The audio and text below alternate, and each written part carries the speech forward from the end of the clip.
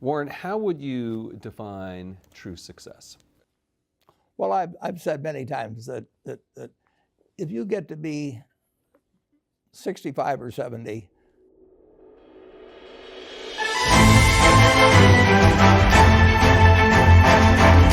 try to be useful.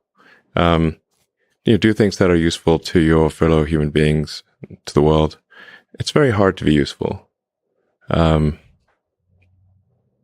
Very hard. Are you contributing more than you consume? Can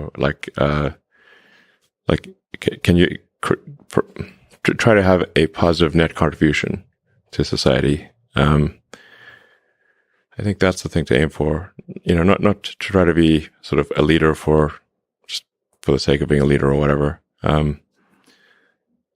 A lot of the time, the people you want as leaders are the people who don't want to be leaders. So, if you can live a useful life, that is a good life, a life worth having lived. And like I said, I would encourage people to use the mental tools of physics and apply them broadly in life. They're the best tools. You don't choose your passions choose you. And all of us are gifted with certain passions, and the people who are lucky are the ones who get to follow those things. And I always advise our young employees, I meet with interns and so on, you can have, and my kids too, you can have a job, or you can have a career, or you can have a calling.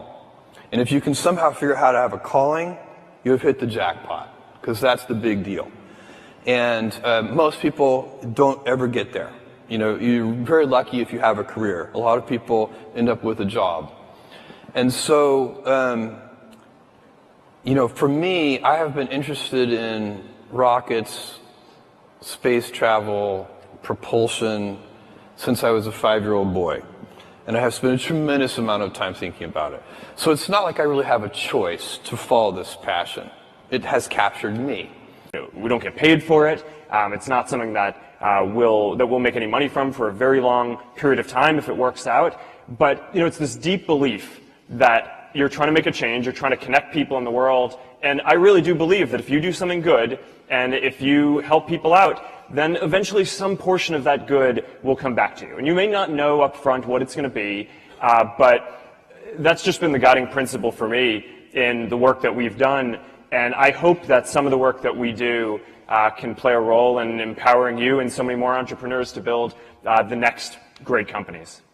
At the time, we were really scared, like, oh, we're not going to get our degrees, we're going to start this company, it'll be kind of lame. And, our parents were all upset, and, there are all sorts of issues. And so, one of the things that I'd been through as a student was some leadership training. And one of the things they taught us was to not be afraid of failure. And instead to have the goal to fail a lot quickly, and then eventually you'll succeed. And I sort of took this to heart, and they also had a slogan called Healthy Disregard for the Impossible. And they actually made you write down sort of the things you would do that were kind of impossible, but you thought you might really accomplish. And that's really stuck with me in everything that I've tried to do. And I think, it was very, very close that we wouldn't have started the company. And I think there are many of you out there in sort of similar situations. Do you want to take a little bit more risk? Do you want to try something out? And even if you don't succeed, we actually tried many things that didn't work. Google happened to work pretty well, but there are many things that we did that didn't. But we don't worry about those, right? Because we tried many things. So I just encourage you to take a little more risk in life, and I think if you do it often enough, it will really pay off. I think people that look for great ideas to make money, aren't nearly as successful as those who say, okay, what do I really love to do? What am I excited about? What do I know something about? What's kind of interesting and compelling? Take things to the next level or to even surpass their wildest dreams. There's always going to have to be an element of luck, but I think more important is putting yourself in a business that can be ubiquitous, that really doesn't have limits, because otherwise there's always going to be a grind to it. But if the business, if it can't be something that you can visualize every business using or every consumer using, it's going to be tough to scale to be big enough or to have the perceived value. If you're going to start a company, it takes so much energy that it better overcome your feeling of risk.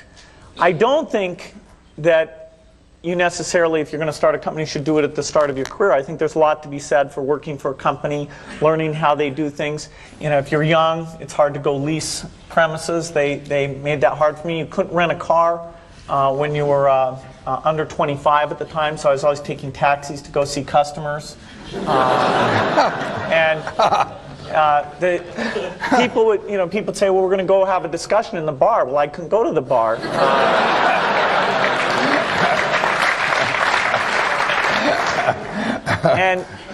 But that's fun, because I'll tell you, when people are first skeptical and they think, oh, this kid doesn't know anything, then when you show them you've really got a good product and you know something, they actually tend to go overboard and they think, whoa, they know a lot.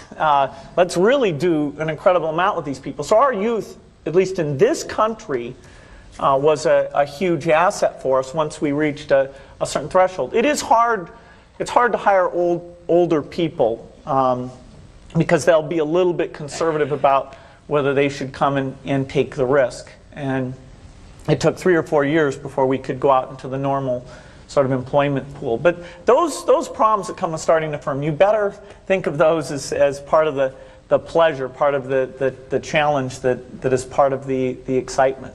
Probably the best investment you can make is in yourself. I mean, for example, communication skills. I tell the students that come that they're going to graduate schools and business, and they're learning all these complicated formulas and all that.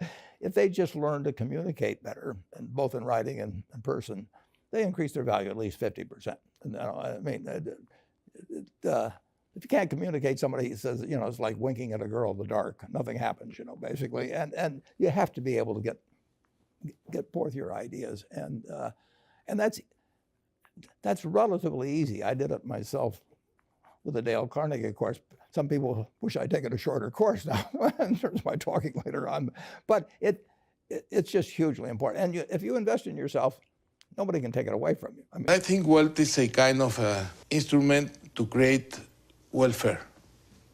It's a instrument to create welfare in a society. I think it's different wealth than income. Regularly, wealth should be managed with efficiency, sobriety, and create more wealth. It's like a fruit tree. Wealth is like a fruit tree. The product of the tree are the fruits, and these fruits is the income that you need to give away, but taking part of these fruits to grow more trees, more fruits. The tree is the wealth. Yes, and the fruit is the income.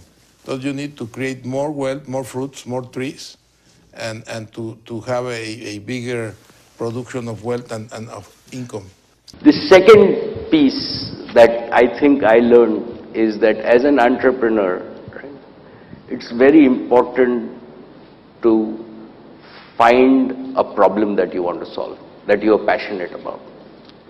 Right?